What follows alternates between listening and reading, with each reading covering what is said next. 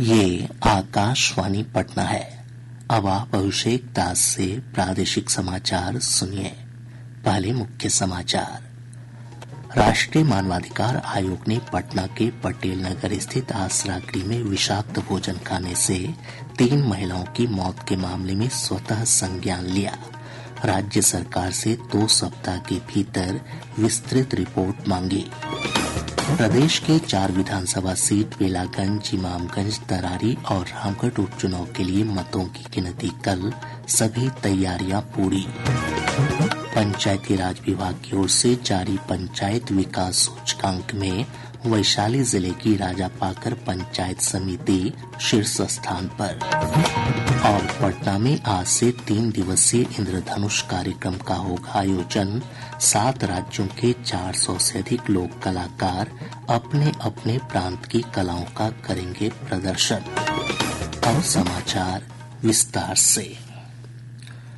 राष्ट्रीय मानवाधिकार आयोग ने पटना के पटेल नगर स्थित आसरा गृह में विषाक्त भोजन खाने से 13 महिलाओं के बीमार पड़ने और 3 महिलाओं की मौत के मामले में स्वतः संज्ञान लिया है। आयोग ने इस मामले में राज्य के मुख्य सचिव से 2 सप्ताह के भीतर विस्तृत रिपोर्ट मांगी है।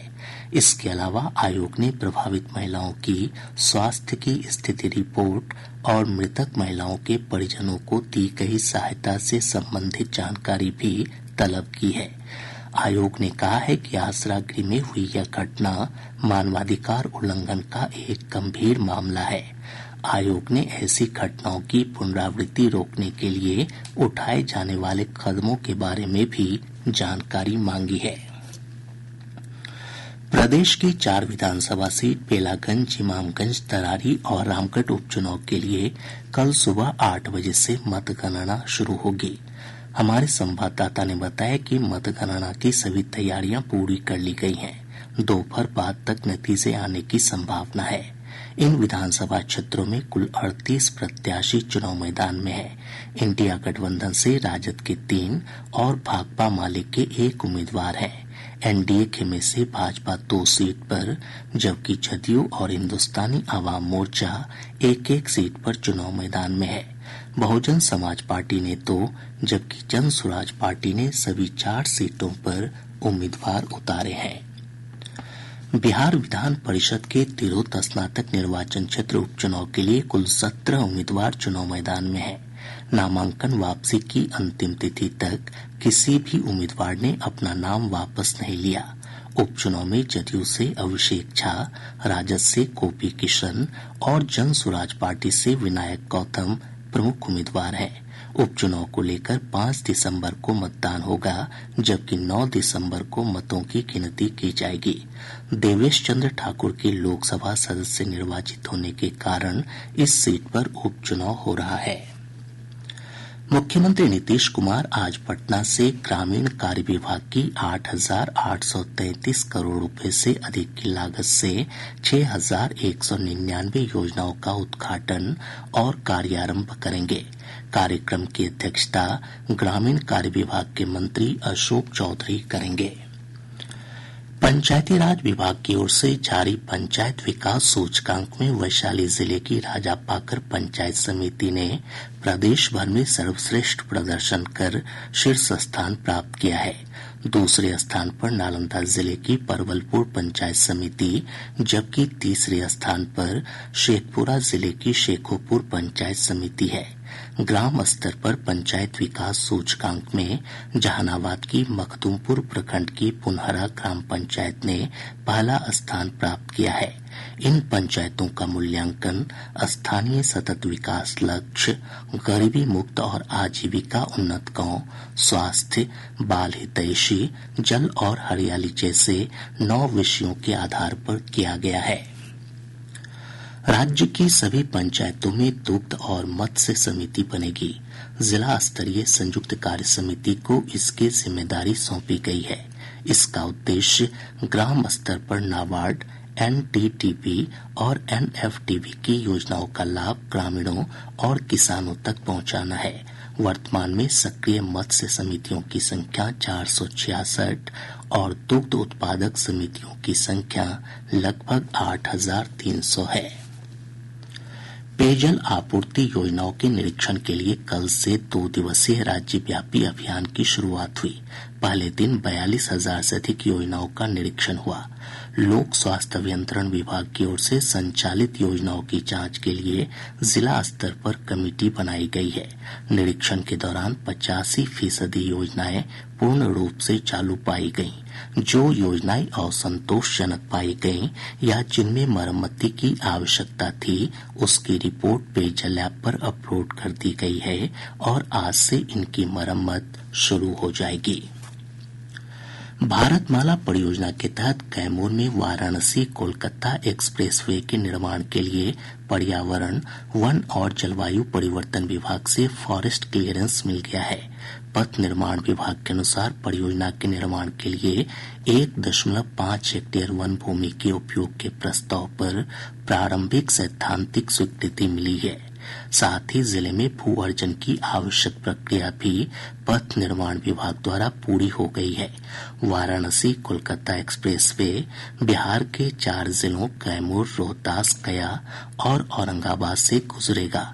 बिहार में इसकी लंबाई 161 किलोमीटर होगी। नई दिल्ली में जल शक्ति मंत्रालय की समीक्षा बैठक के दौरान बिहार की दुर्गावती जलाशय योजना और पुनपुन बराज योजना की समीक्षा की गई। बैठक में जल संसाधन विभाग के प्रधान सचिव संतोष कुमार मल समेत कई वरिष्ठ अधिकारी शामिल हुए। अधिकारियों ने केंद्र सरकार को दोनों योजनाओं की अब तक हुई प्रगति की जानकारी दी। राज्यपाल राजेंद्र विश्वनाथ आर्लेकर ने कहा है कि प्रदेश के सभी विश्वविद्यालयों में उद्यमशीलता सेल बनाए जाएंगे। इनमें विद्यार्थियों को उद्यमी बनने का प्रशिक्षण दिया जाएगा। तिलका मांझी भागलपुर विश्वविद्यालय की एकेडमिक सीनेट बैठक के दौरान राज्यपाल ने यह जानकारी दी। उन्होंने कहा कि आगामी 1-2 महीनों में इसकी प्रक्रिया पूरी कर ली जाएगी। राज्यपाल ने कहा कि विश्वविद्यालयों के बाद महाविद्यालयों में भी उद्यमशीलता सेल बनाए जाएंगे। प्रादेशिक समाचार आप आकाशवाणी पटना से सुन रहे हैं। ताज़ा समाचारों के लिए आप हमारे x handle AIR News_ Patna पर जा सकते हैं। पटना के प्रेमचंद रंगशाला में आज से 24 नवंबर तक इंद्रधनुष कार्यक्रम का आयोजन किया जाएगा। इसका उद्घाटन राज्यपाल राजेंद्र विश्वनाथ आर्लेकर करेंगे। कार्यक्रम में 7 राज्यों के 400 से अधिक लोक कलाकार जुटेंगे और अपने अपने प्रांत की लोक कलाओं का प्रदर्शन करेंगे। पूर्वी क्षेत्रीय सांस्कृतिक केंद्र के सहायक निदेशक डॉक्टर तापस सामंतरे ने बताया कि कार्यक्रम में बिहार, असम, मध्य प्रदेश, उत्तर प्रदेश, राजस्थान, हरियाणा और ओडिशा के कलाकार भाग लेंगे। एक बहुत बड़ा सिग्नेचर प्रोग्राम है इंद्रधनुष कार्यक्रम, जो कि पूर्वी क्षेत्र संस्कृति केंद्र कोलकाता, उत्तर मध्य संस्कृति केंद्र प्रयागराज एवं बिहार सरकार के कला संस्कृति एवं युवा विभाग का द्वारा मिलके एक सतरंगी कार्यक्रम अनुष्ठित होने जा रहा है आपका बिहार का पटना शहर में। जो पटना शहर सारा भारत में संस्कृति के लिए जो परिचित है, उसको 7 रंग का इंद्रधनुष का संस्कृति रंग में रंगायित करने के लिए इधर में हम भारत के 7 राज्यों के कलाकारों को लेके इंद्रधनुष कार्यक्रम आयोजन होना जा रही है। पूर्वी क्षेत्रीय सांस्कृतिक केंद्र कोलकाता और बिहार सरकार के कला संस्कृति विभाग के संयुक्त तत्वावधान में इस कार्यक्रम का आयोजन किया जा रहा है। प्रदेश में डेंगू के नए मामलों के मिलने का सिलसिला जारी है। पिछले 24 घंटों के दौरान राज्य भर से डेंगू के 89 मरीजों की पुष्टि हुई है। इनमें 40 मरीज पटना से हैं। वहीं पटना से चिकनगुनिया के 10 नए मामलों की पुष्टि हुई है। हाजीपुर में वायु प्रदूषण का स्तर लगातार बढ़ता जा रहा है। पिछले 24 घंटों में हाजीपुर देश का सबसे अधिक प्रदूषित शहर रहा। यहां का वायु गुणवत्ता सूचकांक 421 दर्ज किया गया। इधर पटना का AQI 238 से 330 के बीच दर्ज किया गया। पटना की हवा में धूलकण की मात्रा सामान्य से 6 गुना अधिक दर्ज की गई है। राज्य के अन्य शहरों में भी वायु प्रदूषण की स्थिति गंभीर होती जा रही है। भागलपुर जिले के पीरपैंती थाना क्षेत्र अंतर्गत अठनिया दियारा में एक घर में आग लग जाने से मां, बेटी और बेटा की झुलसकर मौत हो गई। वहीं गृह स्वामी गौतम यादव को मायागंज अस्पताल में गंभीर स्थिति में भर्ती कराया गया है। प्राप्त जानकारी के अनुसार देर रात घर में अचानक आग लग गई। स्थानीय लोगों ने किसी तरह आग पर काबू पाया। हालांकि तब तक 3 लोगों की मौत हो चुकी थी। मामले की जांच जारी है। बेगूसराय जिले के मटिहानी थाना क्षेत्र के मनियप्पा गांव में संदिग्ध परिस्थितियों में 2 युवकों की मौत हो गई, जबकि 2 अन्य का इलाज चल रहा है। स्थानीय लोगों के अनुसार इन सभी युवकों ने एक साथ शराब पी थी, जिसके बाद इनकी तबीयत बिगड़ने लगी और 2 की मौत हो गई। इधर जिला प्रशासन ने कहा है कि मामले की जांच जारी है। गया स्टेशन के पुनर्विकास के कारण 24 नवंबर से 7 जनवरी तक ब्लॉक लिया गया है। इस कारण कई रेलगाड़ियों के परिचालन में अस्थायी बदलाव किया गया है। पूर्व मध्य रेलवे के मुख्य जनसंपर्क अधिकारी सरस्वती चंद्र ने बताया कि पटना गया पटना मेमो, गया किऊल पैसेंजर, जमालपुर सहरसा पैसेंजर, गया झाझा पैसेंजर समेत 17 ट्रेन 24 नवंबर से 7 जनवरी तक रद्द रहेगी। 9 ट्रेन का परिचालन परिवर्तित मार्ग से किया जाएगा। मुख्य जनसंपर्क अधिकारी ने बताया कि आज से 5 जनवरी तक मगध एक्सप्रेस का आंशिक समापन पटना जंक्शन पर होगा। सिवान जिले के जीबीनगर थाना क्षेत्र के चाचो पाली गांव स्थित एक पानी की टंकी बनाने वाली फैक्ट्री के बॉयलर में दबकर 2 श्रमिकों की मौत हो गई। अररिया जिले के सिमराहा थाना क्षेत्र अंतर्गत औराही पूरब महादलित बस्ती में छापेमारी करने पहुंची पुलिस टीम पर स्थानीय लोगों ने हमला कर दिया। इस हमले में 2 दारोगा समेत 3 पुलिसकर्मी घायल हो गए। साइबर अपराधियों ने मधुबनी जिले के भज्जी गांव निवासी एक व्यक्ति को जेल भेजने की धमकी देकर 11 लाख रुपए ठग लिए। अब पटना से प्रकाशित प्रमुख समाचार पत्रों की सुर्खियां। आज के सभी समाचार पत्रों ने अलग अलग खबरों को प्रमुखता से प्रकाशित किया है। हिन्दुस्तान ने बोधगया में केंद्रीय मंत्री नितिन गडकरी द्वारा NH के उद्घाटन और शिलान्यास से जुड़ी खबर को सुर्खी बनाया है। अखबार ने मंत्री के हवाले से लिखा है, बिहार की सड़क परियोजनाएं 5 लाख करोड़ से पूरी होंगी। प्रभात खबर की सुर्खी है, बिहटा एयरपोर्ट रनवे विस्तार में तोड़ने होंगे 441 स्ट्रक्चर। दैनिक भास्कर लिखता है, समस्याग्रस्त शिक्षक ट्रांसफर के लिए 1 से 15 दिसंबर तक आवेदन करेंगे। दैनिक जागरण की प्रमुख खबर है, अडानी पर अमेरिका ने लगाया घूस देने का आरोप, स्वजन समेत 6 लोगों पर मामला दायर।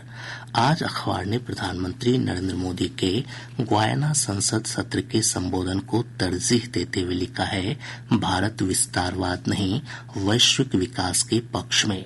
राष्ट्रीय सहारा ने सुप्रीम कोर्ट के निर्देश को पहले पन्ने पर स्थान देते हुए लिखा है, बंधुआ मजदूरों की तस्करी रोकने के लिए केंद्र सरकार तैयार करे प्रस्ताव।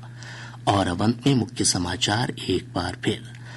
राष्ट्रीय मानवाधिकार आयोग ने पटना के पटेल नगर स्थित आसरा गृह में विषाक्त भोजन खाने से 3 महिलाओं की मौत के मामले में स्वतः संज्ञान लिया। राज्य सरकार से 2 सप्ताह के भीतर विस्तृत रिपोर्ट मांगी। प्रदेश के 4 विधानसभा सीट बेलागंज, इमामगंज, तरारी और रामगढ़ उपचुनाव के लिए मतों की गिनती कल, सभी तैयारियां पूरी।